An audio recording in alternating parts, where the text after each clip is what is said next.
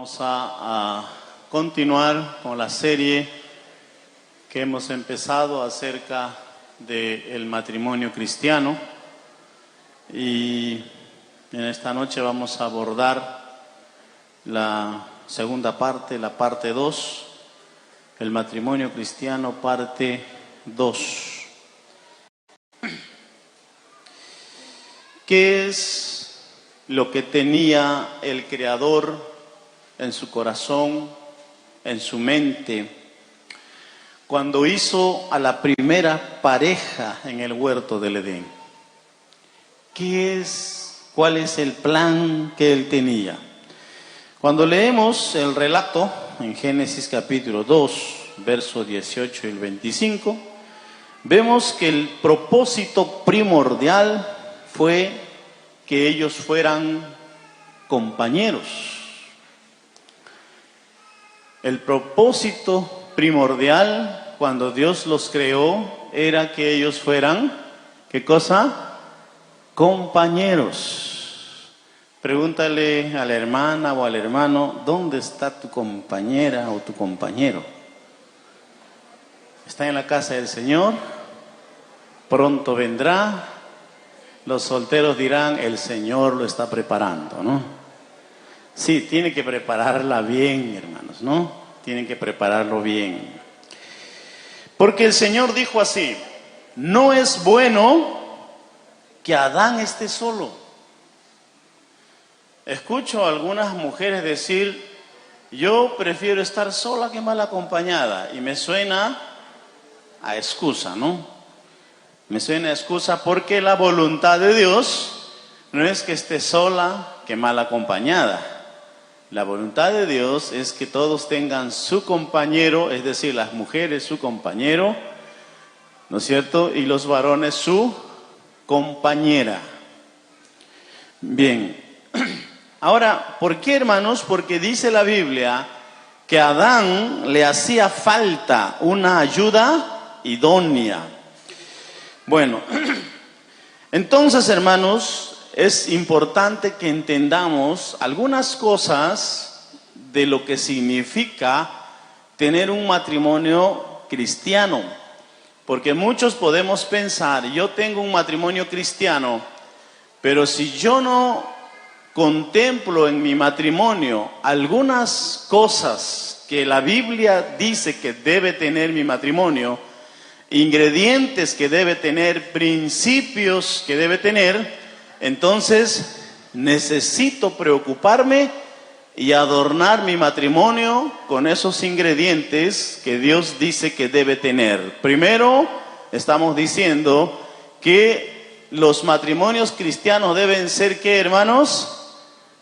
¿Qué dijimos? Compañeros. Deben ser compañeros, deben hacerse compañía.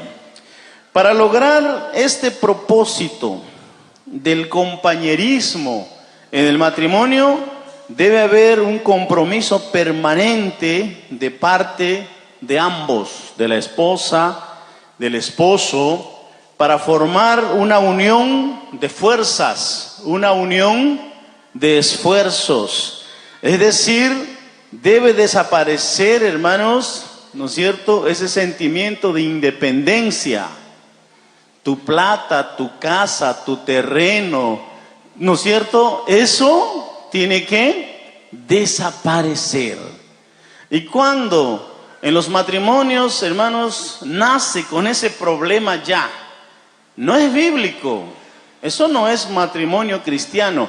Eso es el matrimonio de nuestros padres probablemente, tal vez de tu abuelito, de tus abuelitos probablemente, de nuestros ancestros, de la gente que vive de acuerdo a los principios del mundo. Pero un matrimonio cristiano no tiene eso de tu casa, tu carro, tu dinero, ¿no es cierto? Porque todo, incluso la ley dice que todo lo que se consigue, ¿no es cierto, hermanos?, en un matrimonio, ¿es solo del hombre, es solo de la mujer? No, dice, es de ambos. Es de ambos. Ahora, si usted se casó, ¿no es cierto?, y era una millonaria, o usted un millonario, y se casó, ¿no es cierto?, con bien común, entonces eso ahora pasa a ser de ambos. Por eso es que mucha gente cuando se divorcia quisiera que el juez le diga que nada de lo que tiene va a tener que dar a la otra parte. No, pero el juez le va a decir, ¿quieres divorciarte? Muy bien, pero todo queda a partes iguales. Y ahí el problema del que se quiere divorciar, ¿no? Entonces no existe eso, hermanos.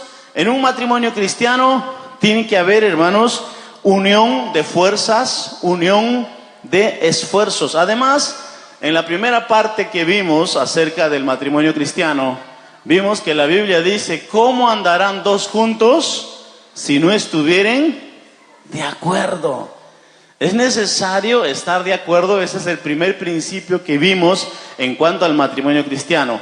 Para poder andar juntos, dormir juntos, comer juntos, vivir juntos, reír juntos, tenemos que estar de acuerdo.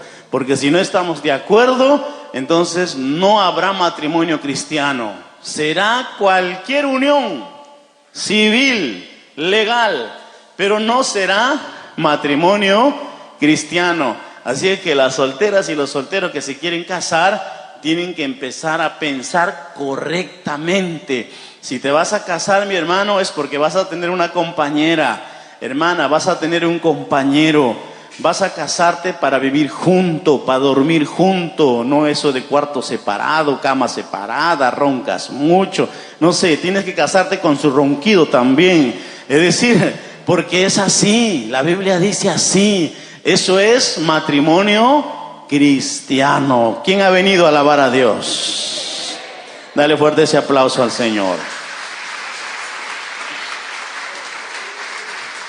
Es decir, mis hermanos, tiene que ser un complemento de roles, de papeles, de trabajo en equipo. La unidad tiene que ser, hermanos, de compromisos, lealtades.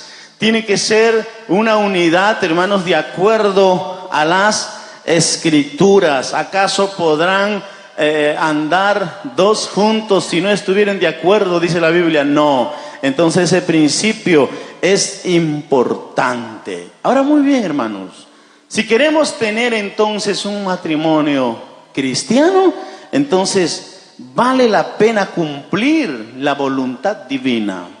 Dios, cuando pensó, el Creador, cuando pensó en crear o cuando creó a la primera pareja en el Edén, lo que tenía en mente era que ellos fuesen compañeros, fuesen amigos, fuesen leales.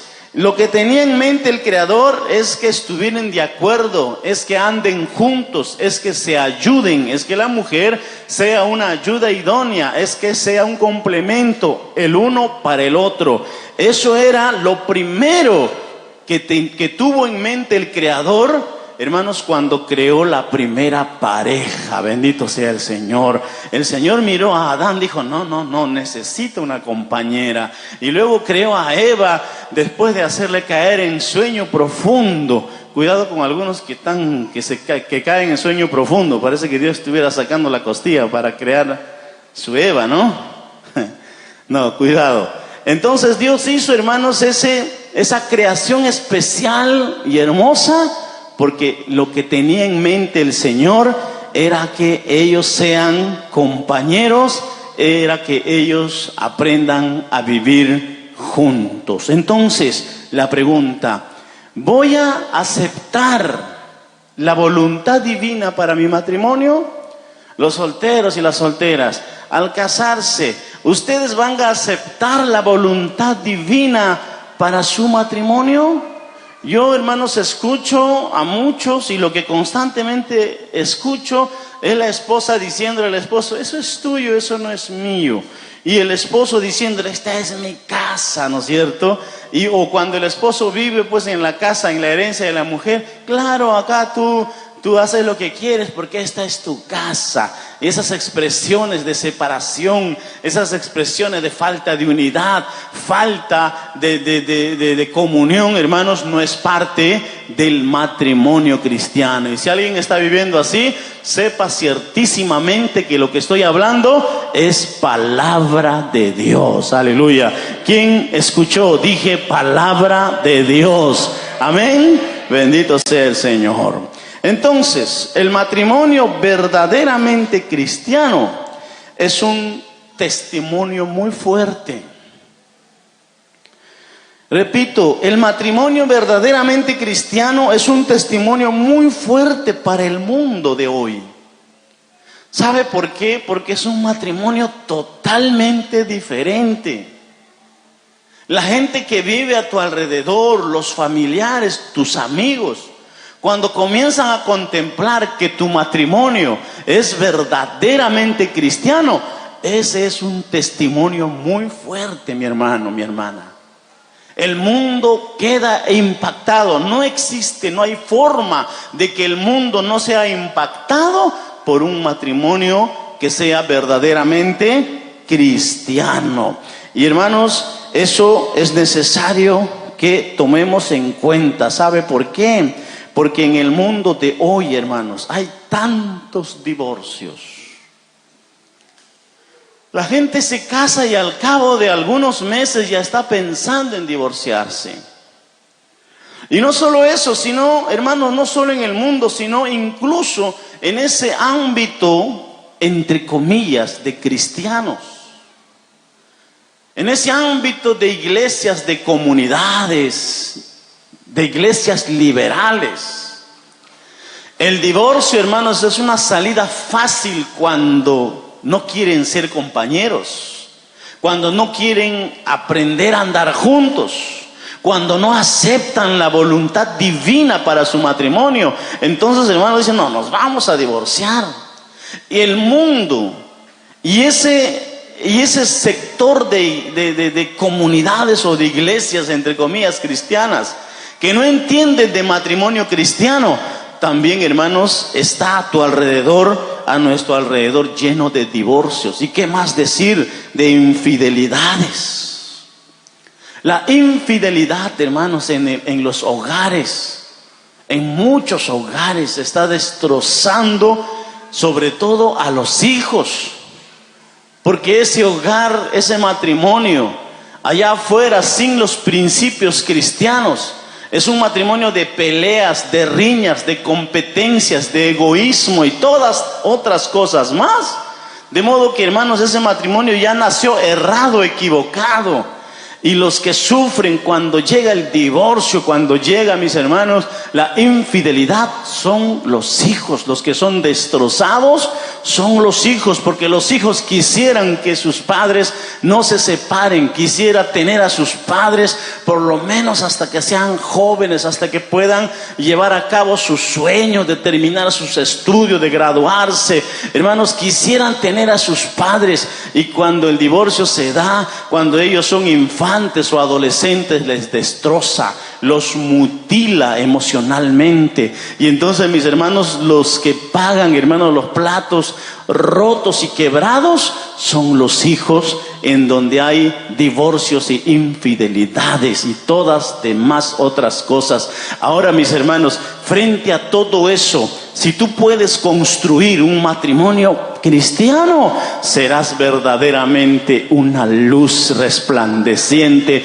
en este mundo que está lleno de divorcios, lleno de infidelidades, lleno de traiciones. Hermanos, entonces, contrario a todo esto, nosotros podemos ser hogares estables en donde los niños son criados de manera estable, espiritualmente, con buena salud mental, física, psicológica, y, hermanos, podamos formar un clima de ambiente moral en nuestra familia, en nuestra generación, y que cuando pensemos en nuestros hijos, pensemos con alegría, porque ellos tendrán el mismo hogar que tuvimos, incluso mejor que el que tuvimos. Y cuando pensemos en los hijos de nuestros hijos, damos gracias a Dios Dios, porque nosotros hemos establecido un matrimonio cristiano que afectará la generación de nuestros hijos y la generación, hermanos, que vendrán después de nuestros hijos. ¿Por qué? Porque tú y yo hemos decidido establecer un verdadero matrimonio cristiano. Aleluya. Ahora alguien puede decir: pastor, para mí ya es tarde, porque por mi matrimonio ya pasó de todo. Mi matrimonio está roto, está parchado, está quebrado. Mi matrimonio tiene rayaduras, mi matrimonio tiene heridas, mi matrimonio tiene de todo y yo solamente sobrevivo. Déjame decirte que si has entregado tu vida a Jesús, entrégale también tu matrimonio al Señor Jesucristo, porque Él tiene poder para restaurarlo. Pero necesitas aceptar, hermanos, el propósito divino en tu matrimonio. Aleluya.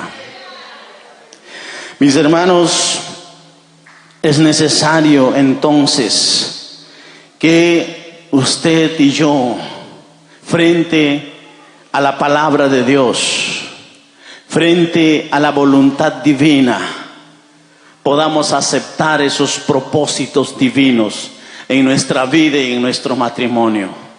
Es que uno de los grandes errores de los matrimonios es vivir de acuerdo a la filosofía del mundo, es vivir de acuerdo a los consejos del mundo, es vivir de acuerdo a esa forma humanista y triste que el mundo vive. El gran problema incluso de muchos matrimonios cristianos es que leen su Biblia para muy poco, pero no leen su Biblia para tener un matrimonio duradero, para tener un matrimonio feliz, para aprender a perdonar, para aprender a sobrellevar, para aprender a seguir adelante. El problema de muchos cristianos es que no leen la Biblia, hermanos, en cuanto al propósito divino, en cuanto a su matrimonio. Pero si usted y yo nos vemos, hermanos, frente a esto, ¿qué es lo que vamos a hacer? ¿Cuáles son las consecuencias de no tener un matrimonio duradero? ¿Cuáles son? Hermanos, la verdad es que cuando una persona se casó, ¿no es cierto?, y no hizo absolutamente nada para construir su familia, su hogar, las consecuencias de no tener un matrimonio duradero será, hermanos, una vida de frustración. Usted sabe, hay tanta gente frustrada. Usted sabe que hay varones que han terminado una relación, han empezado otra, han terminado con eso y han empezado otra. Usted sabe que hay mujeres que han empezado una y otra vez pensando encontrar la felicidad en algún varón, en algún hombre, hermanos, y finalmente cuando los años han pasado, todo lo que queda es vacío, todo lo que queda es soledad, todo lo que queda es amargura, todo lo que queda es tristeza, todo lo que queda es frustración, son heridas abiertas. Y cuando los años han pasado, hermanos, esas personas que ya son abuelitos o son abuelitas, ¿usted qué cree va a tener de consejo? ¿Qué cree usted que va a decir cuando aconseja? Va a aconsejar sus frustraciones, va a aconsejar sus heridas, va a aconsejar sus miedos, va a aconsejar: ten cuidado, mira, tú no sabes que los hombres, que las mujeres. ¿Sabe por qué? Porque se frustró, porque, hermanos, el matrimonio que tuvo vivió sin propósito, nunca entregó su vida matrimonial y conyugal en las manos del Señor, nunca se sometió. ¿Qué consejo dará? ¿Cuál será su experiencia? ¿Qué es lo que transmitirá a los demás? Frustración, tristeza, dolor, amargura, vacío, soledad. Eso y muchas cosas más son las consecuencias de no tener un matrimonio duradero. Ahora, cuando uno se casa, nadie quiere lo malo para su matrimonio, ¿verdad? Nadie quiere lo malo para su matrimonio. Todos piensan que su matrimonio será un éxito. Se acercan y te dicen: felicidades, muy feliz, como una perdiz. ¿No es cierto? Todos te desean lo mejor, ¿no es cierto? Y yo no sé si usted se acuerda el día que se casó, ¿no? No sé. ¿Cuántos casados y casadas hay en esta noche? Levanten su mano. Muy bien, bajen su mano. ¿Y cuántos y cuántas quieren casarse pronto? Levanten su mano. Qué bueno. y sabe, hermano, no sé si usted se acuerda del día que se casó. Yo me acuerdo y dije, estoy casado. Hace algunos días atrás era soltero, ¿no es cierto? Y las hermanas, wow, era soltera. Y ahora estoy casada. Y yo me puse a pensar, ¿y ahora qué voy a hacer? Espero que me vaya bien. Espero que todo salga bien. Espero que nada salga mal. ¿Quién desea lo malo para su hogar, para su matrimonio? Todos queremos que nuestro hogar, que nuestro matrimonio sea un éxito. Pero uno de los grandes obstáculos que tenemos cuando pensamos en tener un matrimonio que sea un éxito son los ejemplos que hemos recibido. Si tú has visto a tu padre pisando y pateando a tu mamá, es un gran obstáculo para ti. Si tú has visto a tu padre tratando mal a tu mamá, maltratándole verbalmente, psicológicamente, eso será un gran atraso para ti, será un gran obstáculo para ti. Y si tú como mujer has visto a tu mamá sin hacer las cosas tiradas en el suelo, el baño sucio, la cama sin arreglar, la ropa sin planchar, ¿no es cierto? Y cocinando a la amargura. Y si tú has visto todo eso, eso será un terrible obstáculo para ti, mujer, cuando pienses en que tu matrimonio será un éxito. Entonces lo primero que tenemos que hacer es, hermanos, sacar de nuestra mente y de nuestro corazón todos los malos ejemplos que hemos visto. ¿Cuántos de nosotros no hemos visto tristes ejemplos en nuestra casa? ¿Cuántos no hemos visto en la vecindad y en el barrio tristes ejemplos de matrimonios destruidos, de personas viviendo de una forma? Esos son grandes obstáculos para nosotros. ¿Sabe por qué? Porque cuando comienzas tu hogar y piensas y deseas lo mejor y quieres que sea un éxito tu matrimonio, entonces el primer gigante que se levanta y se levantará para traer abajo tu matrimonio son los malos ejemplos que recibiste, son las malas cosas que aprendiste, son los malos ejemplos que se grabó en tu mente de manera indeleble y no se borra y se encuentra ahí, y serán, hermanos, obstáculos, porque sin darte cuenta tú comenzarás a actuar de la misma forma. Es que nada tiene que ver, mi hermano, mi hermana, en la etapa del enamoramiento con el primer día de tu casamiento.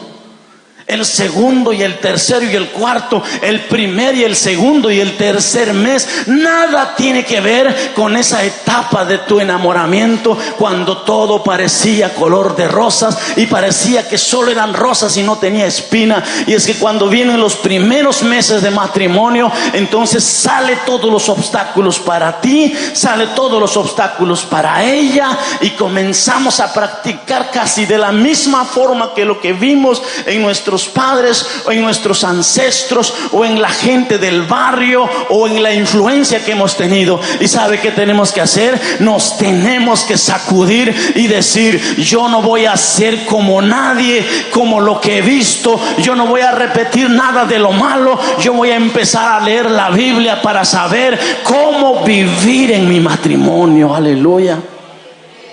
Y comienzas a leer la Biblia, porque será un manual para tu matrimonio. Será un manual, mi hermano, para ti.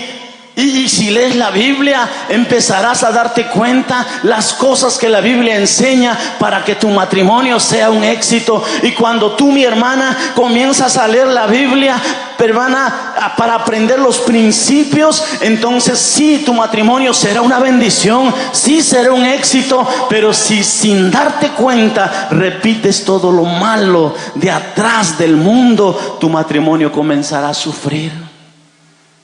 Y nadie quiere lo malo.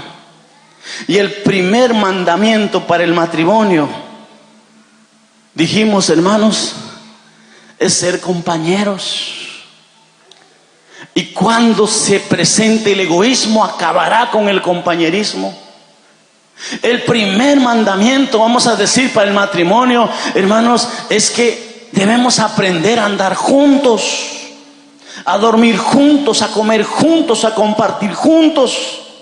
Y cuando se presente el primer desacuerdo en el cual tú no quieras simplemente aceptar y quieras hacer prevalecer tu pensamiento y tu manera, y entre el desacuerdo de tal manera, acabaremos con el primer mandamiento del matrimonio, con el primer deseo de Dios. Dios deseó, cuando creó la primera pareja, que sean compañeros, que anden juntos y que estén de acuerdo. Ahora, mis hermanos, pasemos rápidamente al segundo mandamiento del matrimonio. Y este segundo mandamiento del matrimonio, mis hermanos, tiene 3 pasos. 3 pasos. Génesis capítulo 2, verso 24. Libro de Génesis, capítulo 2, verso 24. Les leo. Y dice: por tanto, dejará el hombre a su padre y a su madre, y se unirá a su mujer, y serán una sola carne. Aquí tenemos el segundo propósito de Dios para el matrimonio cristiano. Y tiene 3 pasos. ¿Y sabe cuál es el primero? Dejará. Dejará. Y el segundo, se unirá. Y el tercero, será una sola carne. Hermanos, el diablo está atacando como nunca este concepto. Como nunca este concepto. El diablo no quiere que los matrimonios obedezcan este segundo concepto. Primero, contemplamos: dejará el hombre a su padre y a su madre. Es decir, hay que separarse de los padres para lograr un espacio, vamos a decir, autónomo, libre. Pero ¿sabe qué dicen muchos papás? No. Yo he construido este edificio de 4 pisos para mis 4 hijos. ¿No es cierto? Y la mamá dice: no quiero que mis hijos se vayan. Yo quiero que se queden. Pero ¿qué dice la Biblia, mi hermano? ¿Qué dice la Biblia, mi hermana? Solteros, solteras, ¿qué dice la Biblia? Dejará a su padre, dejará a su madre. ¿Y para qué Dios quiere eso, Dios mío? Dice usted. Si sería bueno que yo me quede con papá, con mamá, porque voy a ahorrar en comida, voy a ahorrar en alquiler. Mejor me quedo. Y nos ponemos de acuerdo, ¿qué te parece? 6 mesecitos nos quedamos. Y cuando pasó los 6 mesecitos, otros 6 mesecitos nos quedamos. ¡Wow! ¿Por qué Dios quiere que el que se casa debe dejar a su padre y a su madre? Para tener un espacio autónomo, para tener autonomía, para tener libertad. ¿En qué? Primero, debe tener una libertad y autonomía, hermanos, geográficamente. Geográficamente. Segundo, económicamente. Tercero, emocionalmente. Porque cuando un matrimonio, el nuevo matrimonio, está dentro del seno de los padres, no tiene libertad geográfica, no tiene libertad económica, tampoco tiene libertad emocional. Y las suegras, hermanos, aparecen con un papel espectacular. Me decía una hermana, yo me casé y soy feliz porque no tengo suegra. Ella se casó con un huérfano, dice.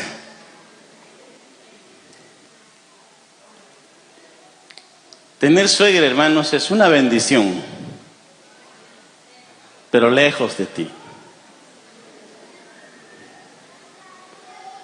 Porque si está cerca, va a decir, así yo no le cocino a mi hijo. ¿Qué es eso? ¿Es comida? ¿Es arroz? ¿Eso que has tendido es ropa o algún espantapájaro es eso? ¿Es ropa, suegra? Pues no. ¿Eso es blanco o es crema?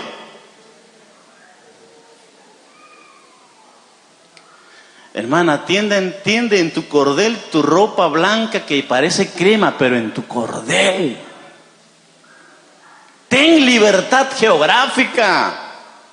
Que no te pisen el dedo gordo. Que no te pisen los talones.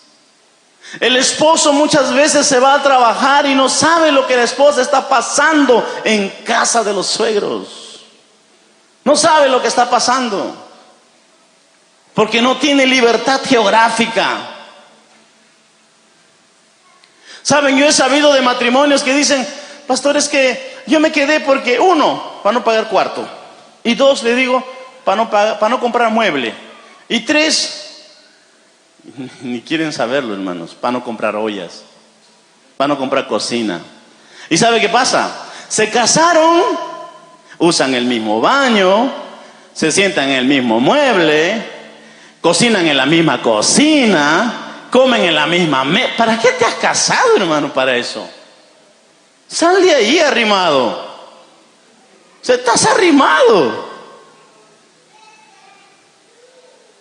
¿Habrá algún arrimado?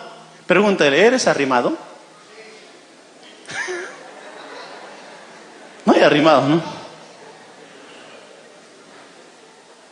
Es terrible vivir así.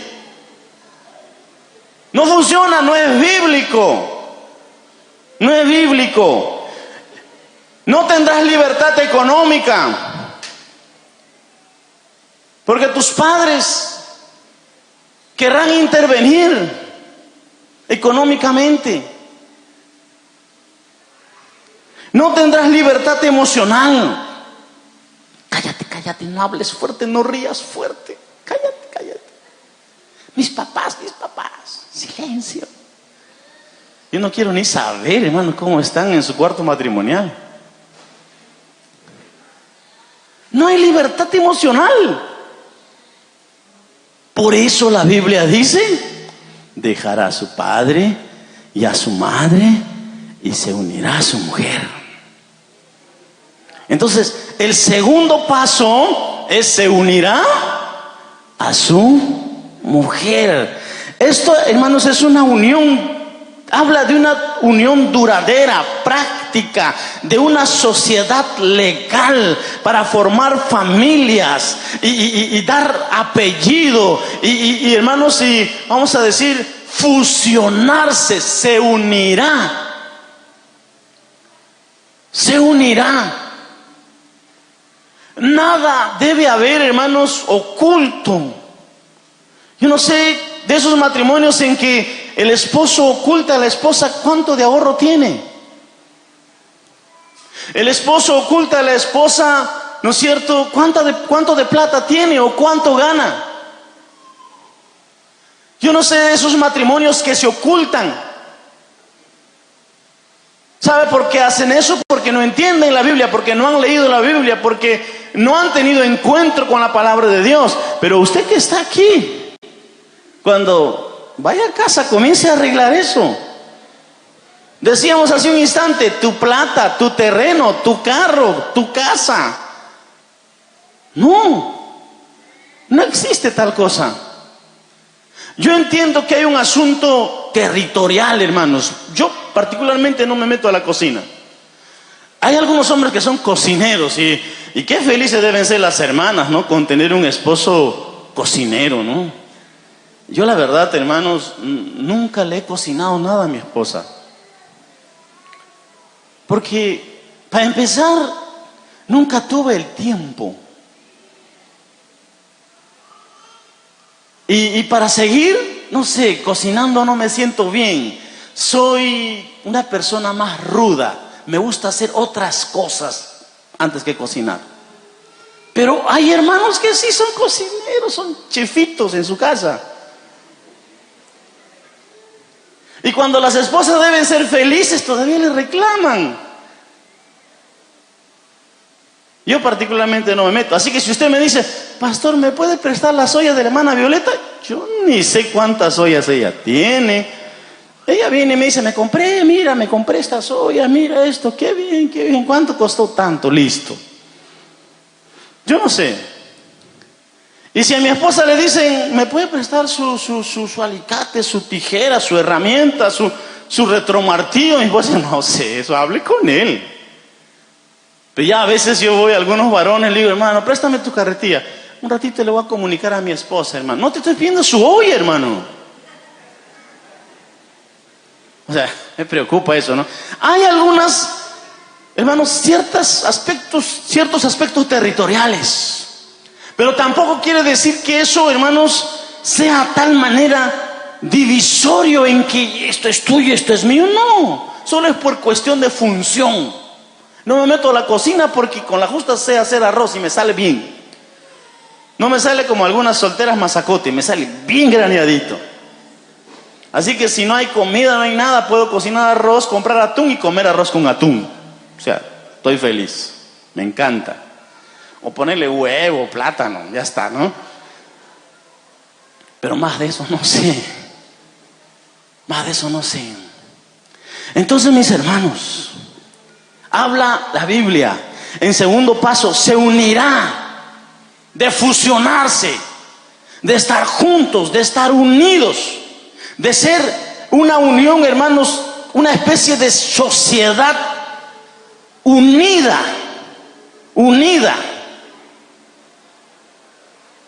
Pero cuando eso no es así, hermanos, entonces es tristísimo cuando uno ve a tantos hogares, a tantos matrimonios que no tienen nada de unidad. No están, gracias hermano, no están unidos en lo absoluto. Eso de que la Biblia dice se unirá, no existe. No. Están tan divididos, tan separados. En todo, mis hermanos, en todo. No funciona absolutamente, porque ese matrimonio cristiano tiene problemas, tiene defecto. Y estamos, hermanos, avanzando. Y luego tenemos en el tercer paso y nos dice, serán una sola carne. Esto se refiere básicamente al aspecto íntimo, privado de los esposos. Y este es otro aspecto que está siendo atacado por el enemigo. Y justamente, hermanos, por este problema en los hogares es que hay, hermanos, tantas infidelidades. Muchas veces son solamente los esposos que se preocupan por esto. O a veces son solamente las esposas que se preocupan por tener una relación saludable en su intimidad. Por comprenderse, por ayudarse cuando se está pasando por momentos de dificultad en la parte de la intimidad conyugal. Y cuando no hay preocupación, hermanos, en ese sentido, Entonces, cuando hay una despreocupación total, quiere decir que el enemigo los está separando ya. O sea, antes que suceda la infidelidad, antes que acontezca, mis hermanos, la traición, el enemigo antes los ha separado. Antes los ha separado. Y el enemigo está bombardeando de tal manera, hermanos, en los hogares. Y usando todos los medios posibles. Y el enemigo ya tiene separado a muchas parejas. Y muchas veces son parejas jóvenes. Jóvenes de 40 años. Hermanos, que ya íntimamente están separados. Y no tienen ninguna preocupación por resolver eso. Y es mucho más fácil. Y es, hermanos, una presa muy fácil.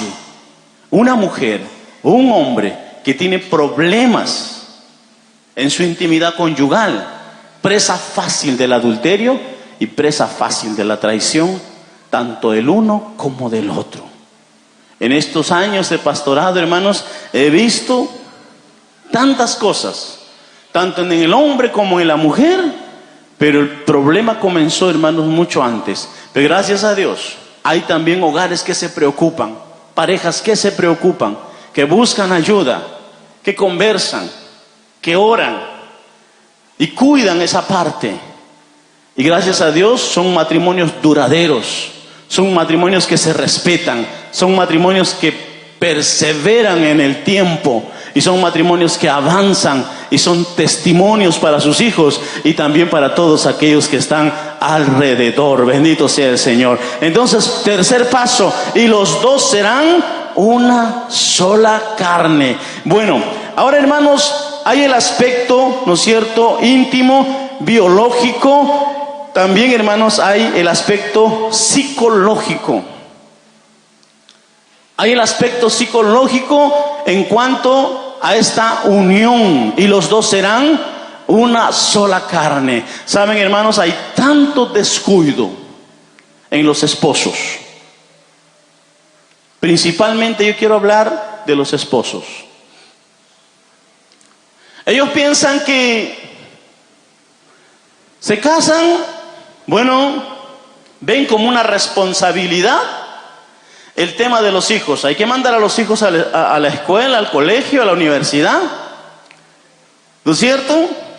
Y hay que comprarles el uniforme, la ropa. Y cuando los jóvenes comienzan a crecer, se vuelven adolescentes, entonces pues ellos comienzan a exigir y dicen: mira que yo quiero comprarme una ropa, me quiero comprar una falda, y mira que yo quiero hacer esto, y me quiero comprar, qué sé yo, dice la jovencita, una crema, un champú. Entonces los padres como que se esfuerzan para atender, pero ¿sabe qué he visto? Un descuido terrible de parte de los esposos para con su esposa. Un descuido muy grande de los esposos para con su esposa. A veces puedes ver al esposo, ¿no es cierto? Porque en término general hay, ¿no es cierto?, esposos que son los proveedores de la casa, y las esposas, bueno, son en su gran mayoría mujeres que están trabajando en casa, y no es tan poco trabajo, es, hermanos, bastante trabajo el hecho de estar en casa. Y si no crees, pues la esposa te puede decir: mira, sabes, yo voy a buscar trabajo, pero vas a tener que pagar a una persona, ¿no es cierto?, para que haga los trabajos que yo hacía en la casa. ¿Y cuánto cobra una persona que tiene que lavar la ropa, tiene que cocinar, tiene que atender a los chicos? ¿Cuánto crees que te va a cobrar? No es poco. Y no solo es eso, sino vas a tener que darle, ¿no es cierto?, su vacación, o sea, lo que le corresponde. Lo que le corresponde. ¿Y qué hacen los esposos cuando es la esposa que hace esas cosas en la casa? Dicen así: pues es tu deber, ¿no? Es tu deber. Hermanos, hay un descuido muy grande. Y muchas mujeres tienen que hacer una serie de trabajitos, de manualidades, de negocio, más allá del tiempo que les queda del tanto trabajo en la casa, para poder comprarse un champú, para poder comprarse una crema, para poder comprarse un perfume, para poder comprarse un desodorante, para poder tratar su cabello. Y algunos varones todavía dicen: mira, mi amor, si las demás hermanas se cortan el cabello, yo no quiero ni que te toque la punta de tu cabello. Yo quiero que tu cabello esté grande, no importa hasta dónde crezca, pero largo. Así me encanta, así me gusta. Además quiero que seas obediente al Señor.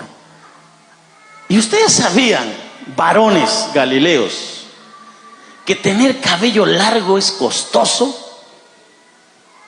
Porque si esa hermana no se trata su cabello, ese cabello tan largo, hermano, no va a parecer cabello. Hermano Mariano, va a parecer como el hicho de tu tierra. ¿Cuántos conocen hicho? La mayoría, ¿no?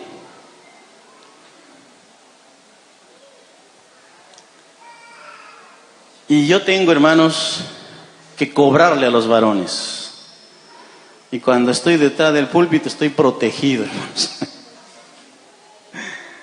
Tengo como unos 15 minutos todavía para agarrarme con los varones. Usted viene bien vestidito, bien alterno, con su desodorante, su perfume. Y su esposa. Y su esposa. Pastor, un champú suficiente. ¿Para qué crema? ¿Acaso comen crema? ¿Qué cosa? Y cuando ves en la calle a mujeres andando todas tersas, todas frescas, ¿no es cierto? Esas de ahí se han bañado en crema.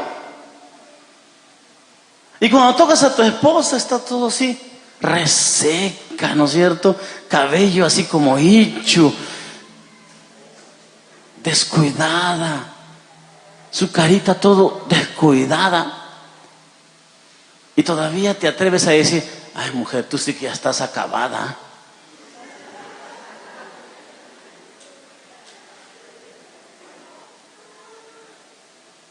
Los varones tienen que saber, se unirá y será una sola carne. Dice la Biblia que así como cuidas tu propio cuerpo, debes cuidar al de tu esposa. Debes cuidar al de tu esposa. Debes hacer un presupuesto de lo poquito que puedas tener. Ella sabrá entender. Ella sabe cuánto ganas, cuánto es tu ingreso. Pero de eso que tú ganas, la comida, los hijos, no te olvides de la esposa.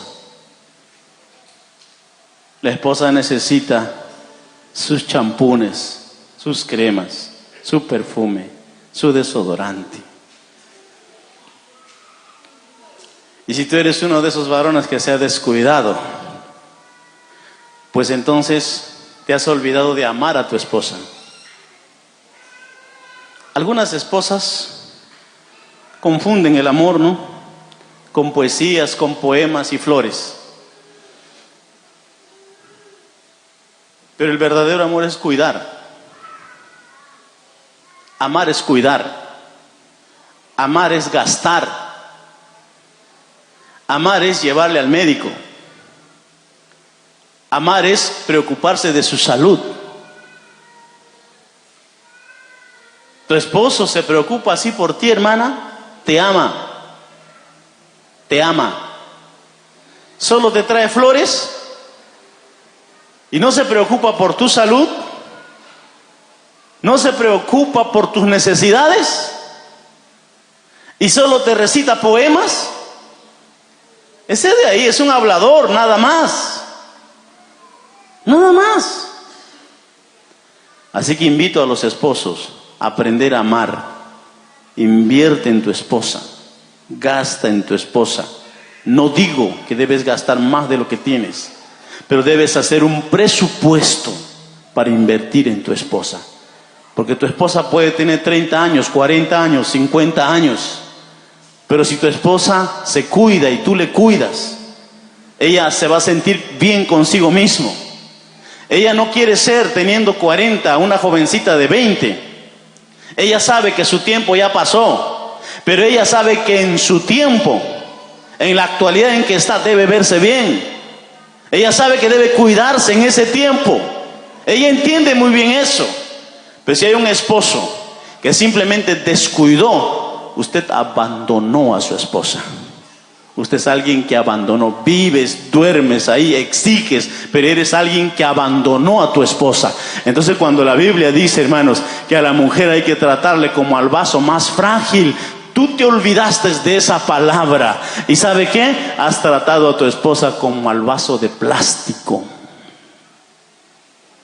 Y no como un vaso frágil.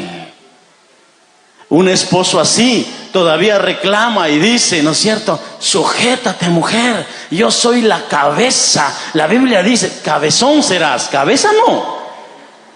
El que es cabeza cuida, el que es cabeza protege, el que es cabeza invierte, el que es cabeza ama, el que es cabeza se preocupa. Esa es la forma de ser cabeza de tu esposa, cuidar a ella como te cuidarías a ti mismo. Así que mis hermanos, eso serán una sola carne. Habla también de cuidado de la parte psíquica, psicológica y emocional de tu esposa. Bendito sea el Señor. Entonces, mis hermanos, lo que estamos viendo en esta noche son principios bíblicos de la palabra de Dios para que tu matrimonio sea un matrimonio cristiano, para que nuestro matrimonio sea un matrimonio cristiano. Bendito sea Dios. Ahora, mis hermanos, si esas cosas faltan en tu matrimonio, entonces tú serás cristiano, tu esposa será cristiana, pero tu matrimonio no es cristiano. Tú puedes decir, pero pastor, si yo soy cristiano, ella cristiana, la suma de dos cristianos hace pues un matrimonio cristiano. Error, equivocación. Ahora, algunas hermanas me pueden decir, pastor, ¿y qué hago yo? Yo soy cristiana y mi esposo no es cristiano. Pues hermana, no vamos a engañarnos, no tienes un matrimonio cristiano. Tu matrimonio no es cristiano, pero hay algo interesante y vamos a verlo eso después.